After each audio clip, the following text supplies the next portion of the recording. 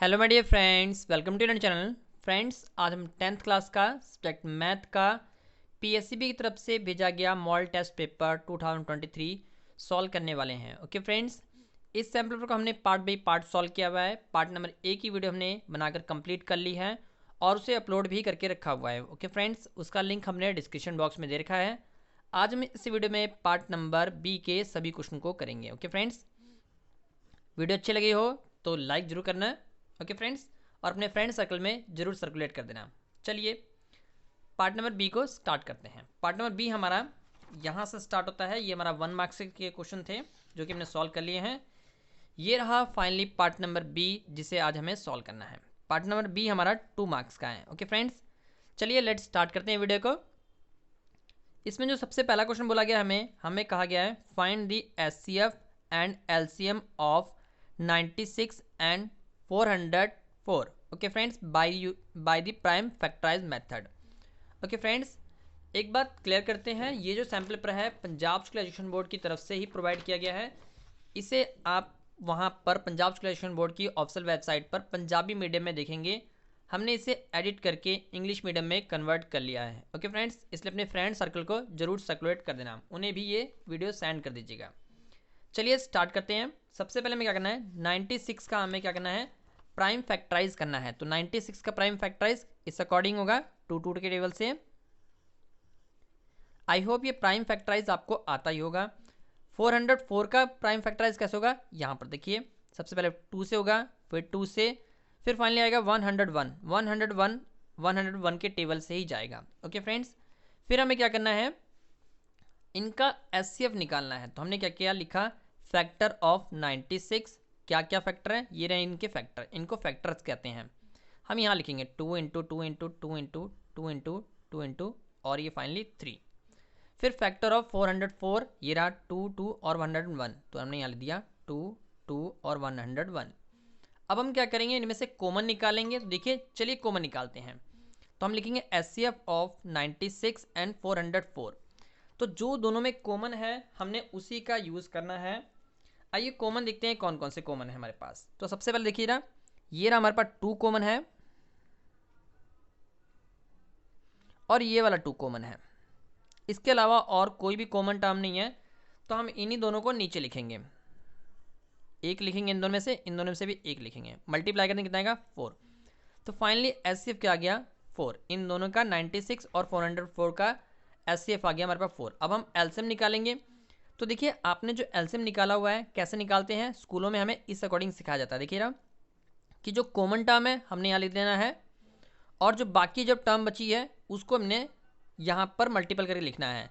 या फिर मैं आपको सबसे अच्छी सलाह दूंगा कि आप 96 और 404 का यहाँ पर इकट्ठा एलसीएम कर लीजिए। इकट्ठे एलसीएम में आपको कभी दिक्कत नहीं आएगी। तो आप देखिए इस अकॉर्डिंग आप एलसीएम कर लीजिएगा।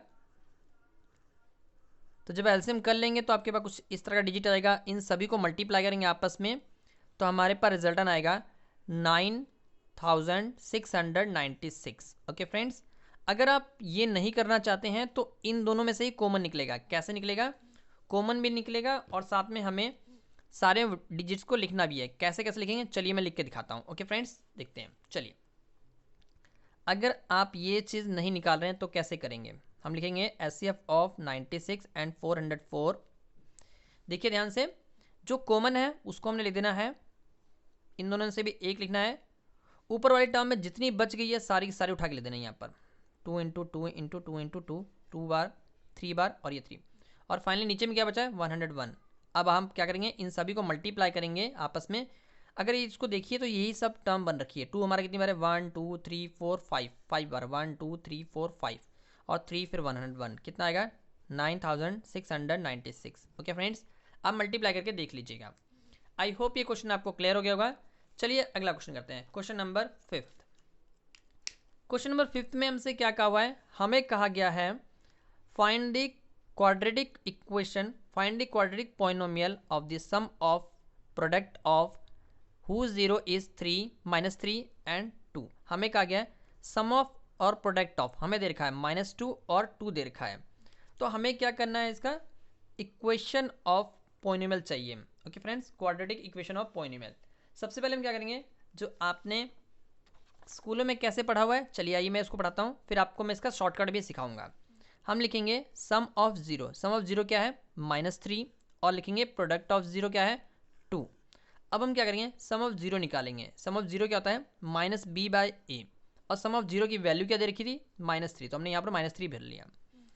फिर यहाँ -b/a वैसे का वैसा लिखा। हमने इसका बेस कंप्लीट करने के लिए अपनी मर्जी से 1 लगाया है। याद रखिए, आप किसी भी टर्म के नीचे अपनी मर्जी से 1 लगा सकते हैं। अब हम यहाँ से क्या करेंगे, सीधा सीधा इक्वेट करेंगे।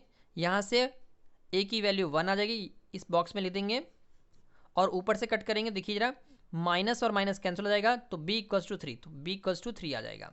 ओके फ्रेंड्स, अब हम क्या करेंगे, प्रोडक्ट ऑफ जीरो निकालेंगे। तो लिखेंगे product of zero, product of zero क्या होता है c/a। प्रोडक्ट ऑफ जीरो क्या दिया हुआ है -2, तो हम यहाँ -2 लिखेंगे, अपॉन में 1 लगा देंगे, और इक्वल्स टू में c/a लिख देंगे। यहाँ से भी सीधा सीधा इक्वेट करेंगे, a की वैल्यू 1 और c की वैल्यू 2, तो यहाँ पर हम लिख देंगे c की वैल्यू 2 है जी, a की वैल्यू 1 है। अब हम क्या करेंगे, क्वाड्रेटिक इक्वेशन निकालेंगे। तो क्वाड्रेटिक इक्वेशन क्या होती है, ax² + bx + c, ये हमारी क्वाड्रेटिक इक्वेशन होती है। यहाँ पर क्या करना है, आपने a की वैल्यू उठा के फिल कर लेनी है।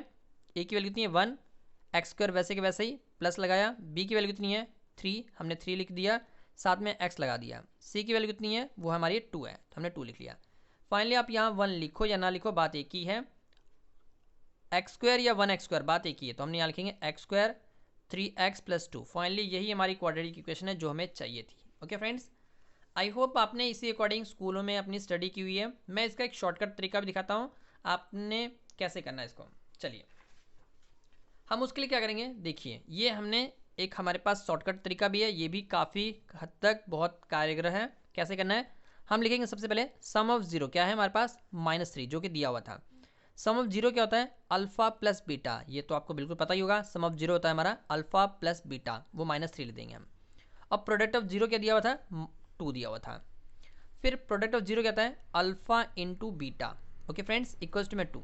अब हमें क्या करना है, जस्ट हमें ये क्वाड्रेटिक इक्वेशन को याद रखना है। Quadratic equation x² minus alpha plus beta bracket में, साथ में x प्लस में अल्फा इंटू बीटा।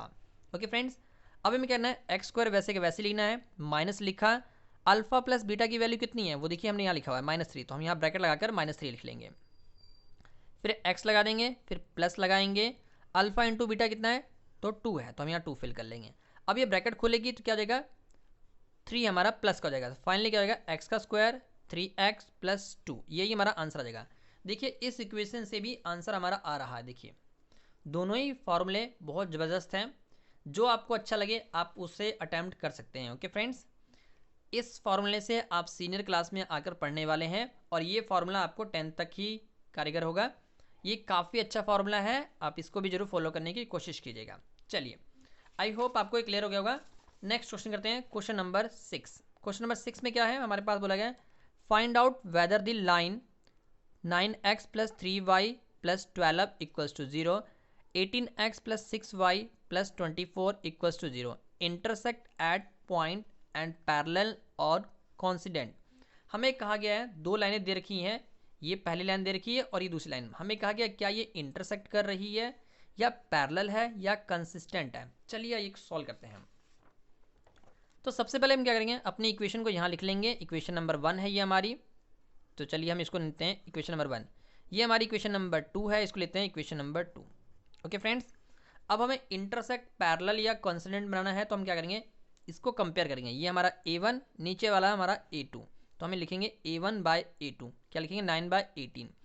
कट हो रहा है तो काट दीजिए, नहीं कट रहा है कोई दिक्कत नहीं है। 9 1 9, 9 2 18, तो फाइनली हम लिखेंगे 1/2 यहाँ पर। ओके फ्रेंड्स, फिर इस अकॉर्डिंग b1 ये हमारा 3 है, b2 हमारा 6 है, तो हमें लिखेंगे b1/b2 क्या है 3/6।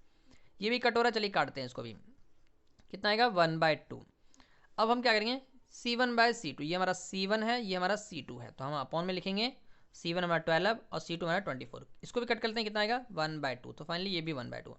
ये भी देखिए 1/2, ये भी देखिए 1/2, ये भी देखिए 1/2, तो ऑल आर इक्वल, तो हम लिखेंगे a1/a2 upon b1/b2 c1/c2 all are equal, hence given to equation are consistent. याद रखिए जब भी हमारे पास ऑल आर इक्वल होते हैं तो हम क्या करते हैं, इसके मैनी सोल्यूशन होता है, तो उसी को हम कहते हैं कंसिस्टेंट लाइन। आई होप ये आपको क्लियर हो गया होगा।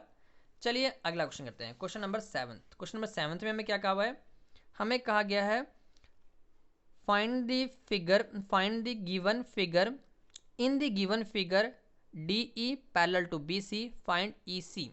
ओके फ्रेंड्स, ये हमें फिगर दे रखी है, इसमें कुछ वैल्यूज दे रखी है। चलिए मैं आपको अपनी शीट पे दिखाता हूँ किस अकॉर्डिंग दे रखी है। तो देखिए जरा, ए हमें ऊपर लिखा हुआ है, बी हमारा यहाँ है, सी हमारा यहाँ है और D E parallel to B C कहा गया है।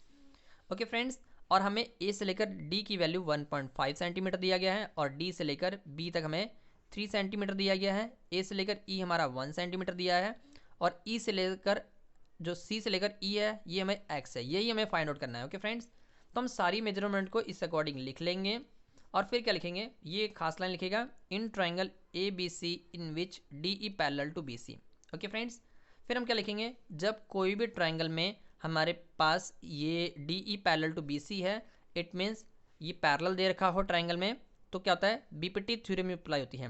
बी पी टी, ये बीपीटी थ्योरम के अकॉर्डिंग ये प्रपोर्शन हो जाती है, ये आपस में बटे में हो जाती हैं। ओके फ्रेंड्स, तो हम क्या लिखेंगे, ए डी अपॉन में डी बी, ए ई अपॉन में ई सी, इनकी वैल्यूज़ भर लेंगे। ए डी की वैल्यू कितनी है 1.5, डी बी की वैल्यू कितनी है 3, ए ई की वैल्यू कितनी है 1 और ई सी की वैल्यू कितनी है x। ओके फ्रेंड्स, अब हम यहाँ से क्रॉस बाय मल्टीप्लाई करेंगे, कैसे, चलिए आइए सॉल्व करते हैं। हम इनको सॉल्व मल्टीप्लाई करेंगे तो लिखेंगे 1.5 इंटू एक्स, 1 को 3 से मल्टीप्लाई करने आएगा 1 इंटू 3। अब देखिए 1.5 वैसे का वैसे लिखा, ये जो 1.5 यहाँ मल्टीपल हो रहा है यहाँ आके डिवाइड हो जाएगा। ओके फ्रेंड्स, 1 को 3 से मल्टीप्लाई किया 3 और अपॉन में 1.5। इच्छा हो तो आप यहीं से कट कर लीजिए या फिर ये पॉइंट को रिमूव कर लीजिए, जैसा कि हमने रिमूव कर दिखाया हुआ। देखिए 3 ऊपर का ऊपर लिखा है, 1.5 में लिखा है हमने पहले 15 लिख लिया और यहाँ से पॉइंट हटाकर 10 ऊपर लगा लिया। अब ये क्या बन जाएगा, 3 इंटू 10 कितना होगा 30, 30 बाय 50 कितने कट करिए कितना आएगा 2। तो फाइनली x इक्वल्स टू 2। इसे आप अपने अकॉर्डिंग भी कट कर सकते हैं, तो finally 2 is a right answer. Okay friends, तो हमारा क्या होगा ई सी हमारा 2 आ जाएगा। आई होप ये आपको क्लियर हो गया होगा। चलिए अगला क्वेश्चन करते हैं, क्वेश्चन नंबर 8। क्वेश्चन नंबर 8 में हमसे कहा गया है in the sine A 3/4 then find the 10a। हमें 10a चाहिए, तो चलिए ये सॉल्व करते हैं। सबसे पहले हम क्या करेंगे, इस ट्रायंगल को, जो ये ट्रायंगल दे रखी है इसका ट्रायंगल क्रिएट करेंगे। ओके फ्रेंड्स, तो ट्रायंगल में हमें क्या लिखा है, साइन ए दिया हुआ था, 3/4 दिया हुआ है, तो हम एक ट्रायंगल बनाएंगे, ए बी यहाँ पर, सी यहाँ पर, इस अकॉर्डिंग ट्रायंगल क्रिएट कर लेंगे। फिर यहाँ पर एक 90 क्रिएट करके दिखा देंगे और साइन हमारा क्या होता है 3/4 दिया हुआ है, तो साइन जो हमारा होता है वो परपेंडिकुलर अपॉन हाइपोटेन्यूस होता है। तो हमने यहाँ परपेंडिकुलर रखा क्योंकि ए कहा गया है, तो देखिए ए यहाँ पर है, इसके सामने वाला परपेंडिकुलर और नीचे वाला बेस, ये हमारा परपेंडिकुलर और ये हमारा हाइपोटेनियस। ओके फ्रेंड्स, तो हाइपोटेनियस हमें 4 दिया हुआ है, परपेंडिकुलर में 3 दिया हुआ है, हमें बेस चाहिए, तो हम क्या लिखेंगे, in triangle A B C angle B equals to 90 degree by using PGT theorem, Pythagoras theorem. Okay friends, क्या कहती है पाइथागोरस थ्योरम, हाइपोटेनस का square equals to perpendicular square plus base का स्क्वायर। हाइपोटेनस कितना है 4 है, तो हमने यहाँ 4 लिख लिया, परपेंडिकुलर कितना है 3, तो हमने यहाँ 3 लिख लिया, बेस हमें नहीं पता तो हमने बी का स्क्वायर वैसे का वैसे लिखा हुआ है। अब हम क्या करेंगे, 4 का स्क्वायर ओपन करिए कितना आएगा 16, 3 का स्क्वायर ओपन कीजिए कितना आएगा 9, बी का स्क्वायर वैसे का वैसा ही। अब हम क्या करेंगे, जो ये 9 है यहाँ लाके माइनस कर लेंगे, 16 माइनस 9, बी का स्क्वायर वैसे का वैसा ही। 16 में से 9 माइनस करिए कितना आएगा 7 और बी का स्क्वायर वैसा ही। अब हम इसको सीधा कर लेते हैं, बी का स्क्वायर इक्वल्स टू में 7 और बी का रूट हो जाएगा, तो क्या आएगा 7 का रूट कितना हो जाएगा, 7 का रूट होता नहीं है इसलिए हम उसको 7 का रूट ही रखेंगे, तो फाइनली बी हमारा क्या देगा √7। ओके फ्रेंड्स, अब हमें क्या चाहिए, उन्होंने कहा था हमें 10a चाहिए, तो 10a क्या होता है, हम लिखेंगे 10a, 10 हमारा परपेंडिकुलर अपॉन बेस होता है, किस अकॉर्डिंग, चलिए आइए पढ़ते हैं, पंडित, बद्री, प्रसाद, हर, बोले, सोना, चांदी, तोले। तो फाइनली देखिए जरा, जो ये 10 होता है टीज 10, तो परपेंडिकुलर अपॉन बेस होता है, तो देखिए इसमें परपेंडिकुलर क्या है हमारे पास, परपेंडिकुलर हमारा 3 है, बेस क्या है √7, तो हम यहाँ लिखेंगे 3/√7। आई होप ये कंसेप्ट आपको क्लियर हो गया होगा। चलिए अगला क्वेश्चन कर लेते हैं, क्वेश्चन नंबर 9। क्वेश्चन नंबर 9 में हमसे क्या कहा हुआ है, हमें कहा गया find the coordinate of the point which divided join 4 and -3 and 8 and 5 in the ratio 3:1। हमें कहा गया है कि हमें एक पॉइंट दिया गया है ए और ये रहा बी पॉइंट, ये हमारा पिज़्ज़ा कोऑर्डिनेट पॉइंट, याद रखिए पिज़्ज़ा कोऑर्डिनेट पॉइंट है, और रेशो दे रखी है 3 और 1। ये सारे पॉइंट हमने यहाँ लिख लेने हैं, ए लिखा, बी लिखा और रेशो लिख लिया। और ये डायग्राम ड्रॉ कर लीजिएगा, ए के साथ में जो पॉइंट दिया वो लिख लीजिएगा, बी के साथ जो पॉइंट दिया वो लिख लीजिएगा। यहाँ पर कोऑर्डिनेट पॉइंट को हम पी मानेंगे, ये हमारा एक्स और वाई होता है। यहाँ पर हमारा एम होता है, यहाँ पर हमारा एन होता है, एम हमारा 3 है और एन हमारा 1 है। इससे देखिए, इसे हम x1 काउंट करेंगे और y1 काउंट करेंगे, दूसरे वाले पॉइंट को x2 और y2 काउंट करेंगे। ये हमने अपनी हेल्प के लिए यहाँ लिख लिया है, जिससे कि हमें x1 x2 फाइंड आउट करने की जरूरत नहीं पड़ेगी, हमें यहाँ सीधे सीधे मिल जाएगा। अब देखिए यहाँ पर हमने क्या करना है, ये हम कौन सा फार्मूला देंगे, by using section formula use कर रहे हैं। Okay friends, by using section formula. Okay friends, चलिए अब हम क्या करेंगे, सेक्शन फार्मूला क्या कहता है हमारे पास, x इक्वल्स टू में m x2 plus n x1 upon में m plus n। Okay friends, कई टीचर्स इसको यही फार्मूले को थोड़ा अलग भी पढ़ते हैं, चलिए मैं उसको पढ़ के दिखाता हूँ कैसे। कई जगह कई टीचर्स इसको, जैसे कि मैं यह पॉइंट बताता हूँ a और b, ये हमारा p और पॉइंट है, कई टीचर्स को m1 और m2 भी पढ़ते हैं, बात एक ही है फ्रेंड्स। ओके फ्रेंड्स, आप m1 m2 पढ़ लीजिए या mn पढ़ लीजिए, बात एक ही है, उसी अकॉर्डिंग बस यहाँ पर फिल करना है, n की जगह पे m2 भर लीजिएगा, बात एक ही है। ओके चलिए, m हमारा कितना है, m हमारा 3 है, हमने 3 लिख लिया। x2 की वैल्यू कितनी है, तो देखिए x2 कहाँ है, ये रहा 8, तो हम यहाँ 8 फिलअप करेंगे। ओके, फिर n की वैल्यू क्या है 1, तो हम यहाँ पर 1 फिलअप करेंगे। x1 की वैल्यू कितनी है, तो ये 4 है, तो हम यहाँ 4 फिलअप करेंगे। m प्लस n मतलब 3 प्लस 1। अब इसको सॉल्व करते हैं, 3 को 8 से मल्टीप्लाई कीजिए 24, 4 को 1 से मल्टीप्लाई कीजिए 4, अपॉन में 3 प्लस 1 कितना आएगा 4। अब 24 और 4 को ऐड कीजिए, कितना आएगा 28 अपॉन में 4, इसको कट कर लेते हैं, कितना आएगा 4 7 द 28, तो 7 यहाँ आ जाएगा, x equals to 7। Finally x की वैल्यू आ गया। इसी अकॉर्डिंग हम y की वैल्यू भी निकालेंगे, तो y वाला फॉर्मूला क्या है, y इक्वल्स टू में m y2 plus n y1 upon में m plus n, same formula है। देखिए जहाँ पर x2 लिखा हुआ है वहाँ पर अपने y2 कर लेना है, जहाँ पर x1 लिखा हुआ है वहाँ पर अपने y1 कर लेना है। ओके फ्रेंड्स, आई होप ये आपको क्लियर हो गया होगा। उसी अकॉर्डिंग वैल्यू भरनी है, m कितना है 3 है, y2 देखिए y2 क्या है 5, तो हमने यहाँ 5 फिलअप कर लिया, प्लस लगाया, n की वैल्यू कितनी है 1, तो हमने यहाँ 1 लिखा, y1 की वैल्यू कितनी है, तो वो हमारे पास -3, तो फाइनली हम -3 लिख लेंगे। ओके, m प्लस n कितना है 3 प्लस 1 है। अब इनको क्या करेंगे, हम ऐड करेंगे, कितना आएगा 4, और इनको मल्टीप्लाई कितना आएगा 15, इनको मल्टीप्लाई करेंगे तो कितना आएगा -3। ओके फ्रेंड्स, यहाँ ध्यान दीजिएगा -3 लगेगा। अब इनको जब आप माइनस करेंगे तो कितना आएगा 12 आएगा, 12 अपॉन में 4 कट करते हैं, कितना आएगा 3, तो y इक्वल्स टू 3। फाइनली यही हमारा आंसर हो जाएगा, जो कि हमें p हमारा कोऑर्डिनेट पॉइंट था, तो हम लिखेंगे पहले x वाला पॉइंट 7 और y वाला पॉइंट बाद में 7 और 3। आई होप ये आपको क्लियर हो गया होगा। ओके फ्रेंड्स, चलिए अगला क्वेश्चन करते हैं, क्वेश्चन नंबर 10। क्वेश्चन नंबर 10 में हमसे क्या कहा हुआ है, आइए मिलते हैं। क्वेश्चन नंबर 10 में हमसे कहा गया है find the area of the sector, हमें एरिया ऑफ द सेक्टर चाहिए of a circle with the radius 4 centimetre, जिसका हमें रेडियस 4 सेंटीमीटर दिया हुआ है। और हमें क्या कहा है, चलिए पढ़ते हैं। हमें कहा है एंगल ऑफ सेक्टर 30 डिग्री है इन दी फिगर, हमें ये फिगर ड्रॉ करके देख रखी है। चलिए आइए हम अपनी आंसर शीट पे आते हैं। हम सबसे पहले लिखेंगे रेडियस ऑफ सेक्टर कितना है 4 सेंटीमीटर। आप इसको यहाँ पर देखिए, जैसे कि बोला गया था रेडियस 4 सेंटीमीटर है। ओके फ्रेंड्स, क्या लिखा था, find the area of the sector of the circle with the radius 4 centimetre. तो हम क्या करेंगे, रेडियस ऑफ सेक्टर 4 सेंटीमीटर लिख लेंगे, और एंगल ऑफ सेक्टर 30 डिग्री हमें कहा हुआ है। याद रखिए आपने इसका डायग्राम ड्रॉ करना बहुत ज़रूरी है। हम सर्कल ड्रॉ करेंगे, रफली ड्रॉ कर लीजिए, कोई दिक्कत नहीं है, और यहाँ पर 30 डिग्री शो कर देंगे, अंदर में 30 लिख देंगे। एरिया ऑफ सेक्टर का फॉर्मूला क्या होता है, theta by 360 pi r square. Okay friends, theta by 360 pi r square. Theta की वैल्यू कितनी है 30 है, तो हम यहाँ 30 भर लेंगे, 30 इट मीन्स, और 360 नीचे लिख लेंगे। पाई की वैल्यू 22/7। याद रखिए अगर पेपर में आपको पाई की वैल्यू स्पेशल कहेगा कि 3.14 लगाइए, तो आप 3.14 ही लगाएंगे। ओके, और आर का स्क्वायर इट मीन्स आर हमारा इतना है 4, तो हम 4 को 2 बार ओपन कर लेंगे, 4 × 4। चलिए अब कैंसिल करते हैं। तो कैसे कैंसिल करेंगे, इच्छा हो तो पहले 0 कट कर लीजिए, 3 इसको कट कर लीजिए, 3 1 द 3, 3 2 द 6, ओके 3 1 द 3 ऊपर आ जाएगा। अब ये 12 कट होगा कैसे, 4 1 द 4 और 4 3 द 12। बाकी अब कुछ नहीं कट रहा है क्योंकि 22 हमारा 3 के टेबल पे जाएगा और 4 भी नहीं जाएगा, किसी से आपस में नहीं कट रहा है। तो हम यहाँ पर क्या करेंगे, 22 और 4 को मल्टीप्लाई करेंगे कितना आएगा 88, और 3 और 7 को मल्टीप्लाई करेंगे कितना आएगा 21। तो फाइनली यही हमारा आंसर है।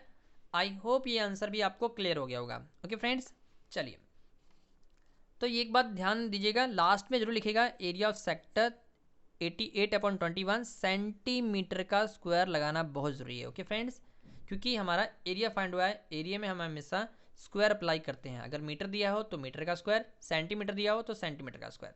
चलिए अगला क्वेश्चन करते हैं, क्वेश्चन नंबर 11।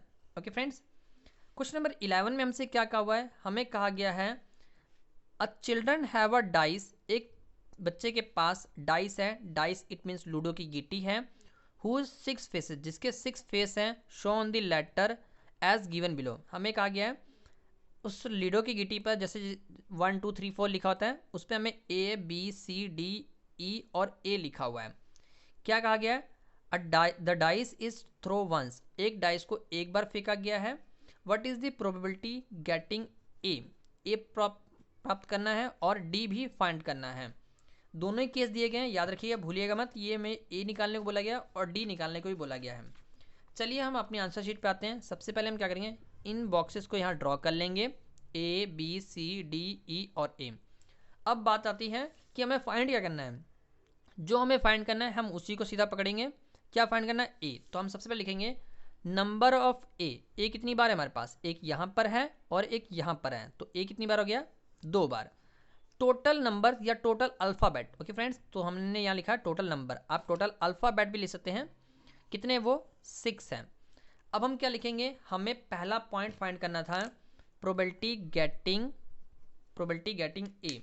प्रोबेबिलिटी गेटिंग ए चाहिए तो फॉर्मूला याद रखिएगा, आउटकम्स अपॉन में टोटल आउटकम्स, ये हमारा फॉर्मूला है। ओके फ्रेंड्स, आप इसे फेरेबल केसेस अपॉन में टोटल फेरेबल केसेस भी लिख सकते हैं। चलिए आउटकम्स कितने हैं, जितने ए हैं वो हमारे आउटकम्स, जितना टोटल दिया गया है वो हमारा टोटल आउटकम। तो हम लिखेंगे 2, यहाँ लिख दिया हमने 2 और अपन में लिख दिया 6। तो फाइनली यही हमारा आंसर है, प्रोबेबिलिटी गेटिंग ए 2/6। अगर ये कट हो रहा है तो आप काट दीजिएगा, नहीं कट हो रहा है कोई दिक्कत नहीं है। चलिए कट करते हैं हम, 2 1 द 2, 2 3 द 6, तो कितना आएगा आंसर 1/3 फाइनली हमारा आंसर हो जाएगा। ओके फ्रेंड्स, आप 2/6 भी लिख सकते हैं। ओके, फिर आते हैं प्रोबेबिलिटी गेटिंग डी निकालना था हमें। देखिए यहाँ बोला गया था प्रोबेबिलिटी गेटिंग डी निकालना है, तो हमने यहाँ लिखा कि प्रोबेबिलिटी गेटिंग डी। अब डी कितनी बार है देखिए इसमें, तो डी हमारा 1 टाइम है, तो हम ऊपर लिखेंगे 1 और 6 हमारा टोटल है हमारा, तो 6। बार बार फार्मूला अप्लाई करने की जरूरत नहीं है, आपने एक बार अप्लाई कर दिया बस बहुत है। तो 1/6 is a right answer. I hope ये क्वेश्चन आपको क्लियर हो गया होगा। इसी अकॉर्डिंग हमने पार्ट बी के सभी क्वेश्चन को सॉल्व कर लिया है। नेक्स्ट वीडियो में हम पार्ट सी के सभी क्वेश्चन को सॉल्व करेंगे, उसके बाद पार्ट डी भी हम सॉल्व करके दिखाएंगे। ओके फ्रेंड्स, वीडियो अच्छी लगी हो तो एक लाइक जरूर कर दीजिएगा और साथ ही साथ इस वीडियो को अपने फ्रेंड सर्कल में सर्कुलेट कर दीजिएगा, उन्हें भी सेंड कर दीजिएगा कि क्योंकि हम सभी सैम्पल पेपर को इंग्लिश मीडियम में प्रोवाइड कर रहे हैं। Okay friends, keep supporting us, please like share and comment channel. Thank you, take care, all the best for exam. किसी भी तरह का आपका कोई डाउट रहता है या कोई क्वेश्चन आप सॉल्व कराना चाहते हैं तो हमें कमेंट बॉक्स में जरूर लिखिएगा। हमारे पास किताब और गैस पेपर सब कुछ अवेलेबल है, हम उसमें फाइंड आउट करके समझ जाएंगे कि आप कौन सा क्वेश्चन हमसे पूछना चाहते हैं। ओके फ्रेंड्स, कमेंट में लिख दीजिएगा कि इस चैप्टर का क्वेश्चन है, ये क्वेश्चन है, या फिर आप पूरा क्वेश्चन भी उस पर टाइप कर सकते हैं कमेंट बॉक्स में। ओके फ्रेंड्स, हम उस पर सेपरेट वीडियो बनाकर भी आप तक सेंड कर देंगे।